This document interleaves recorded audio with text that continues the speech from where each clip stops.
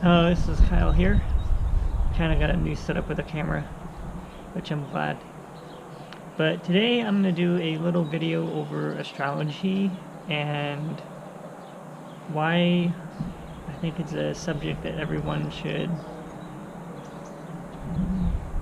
I would say, test for themselves and see what they think. Look at it with just be open about it. And the reason that I found it really interesting is because I was told, oh, this is something you can find about your personality about and what that all means and things like that. And you have to have your birth information, so you need your name,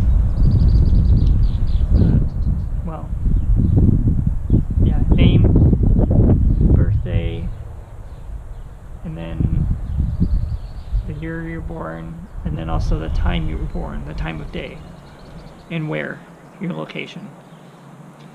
And if you don't have your time of birth and the day, that pretty much means you have, I would say, 2/3 of your chart, because you still get all your aspects and you still get all your planet placements, but you don't get your house placements. So that's important to have if you can find it. Then you have your, if you know your sun and your moon sign, and there's a website, it's called 144 sun and moon combinations, then you will get a bit more of a description of your personality, and that's just with your two sun and moon sign, with your sun and moon sign, and that's two of the signs, or placements, planet placements, I should say,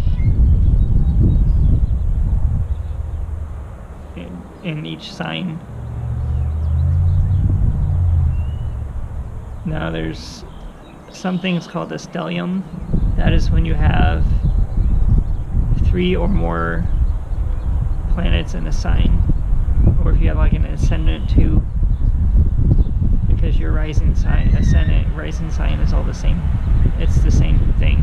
It's termed differently, but it's the same thing. So for me, I have my ascendant in Leo, my sun in Leo, Mercury, and Chiron there. And then you also have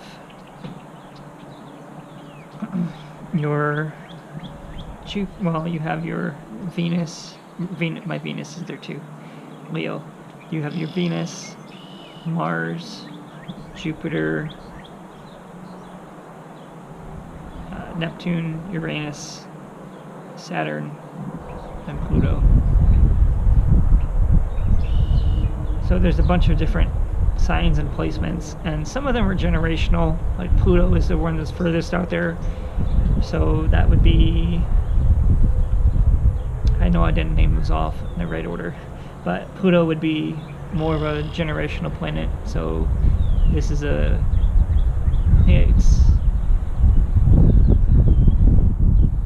think it's between 200 and 300 years. Maybe it's 260 years, or 200, and I'm not sure how long revolution Pluto takes across for every Earth year, how far it moves in degree-wise, but I know it's not much. But Pluto takes probably, I think, 35, 40 years for each sign change, and then Neptune and Uranus, those two are out there as well, so they will be taking more time to change signs. So you may have some planets that are very similar in generation in terms of the outer planets, and then the sign that changes the most is the moon. well, actually, technically it's I can't really call it a sign, but it's the ascendant. That's every second it changes. The moon changes next to fastest, or no, it'd be Mercury or the moon. I'm pretty sure it's the moon. The moon changes. Now it's making me think it's the moon. The moon changes every 30 days. Mercury, I'm not sure. I think it's every 80 or 90 days it changes. It does a revolution around the sun. So that would change every... How often would that change signs? So the moon is 3 days. Mercury would probably be around then. But those signs change the most. So in terms of those will be very different in different people's charts, generally speaking. The odds of it being very different are high. I went to LA a year and a half ago, and I had a guy, he was my Uber driver, or no, my Lyft driver, I'm sorry.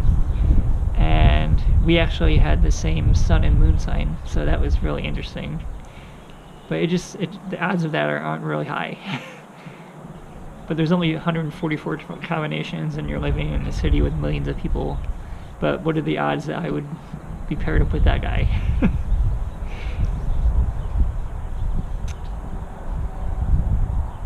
We had the same birthday too, on top of that, now that I think about it. Because he asked me when my birthday was. I said July 28th, and he's like, no way. But it's just little things like, and then, so I'll go into a little bit more of a description. You have your time and whatnot. That determines your chart. And you're not going to be able to read this chart unless you know what your birth chart. You won't be able to read it unless you know all of the sign meanings, the placements for the planets, as well as your house placements, or the houses, and which house those planets are in, and which sign they fall into as well. So you have that in your birth chart. Now, then you also have, there's something called transits, which are what is going on now on this planet, and how the rest of the, I guess, solar system, in the case of astrology, how that relates to what is going on now. And you can relate these things called transits to what is going on now to your natal chart and see how that's impacting you, which is really interesting. And you can also do the same thing with something called synastry, which is two different people's charts. You compare the two and you see how things aspect each other and whatnot, your personal planets and what houses and your planets fall in their chart, and what houses their planets fall in yours, and what aspects they make to each other. And that determines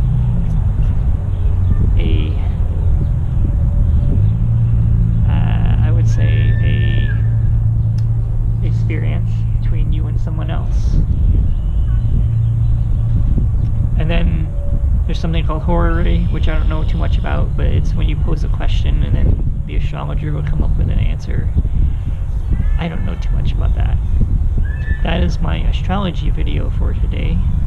It's been a little longer than I expected, but it's nice being out here. I will probably do one later on another date at some point. But that's all for today. Thank you.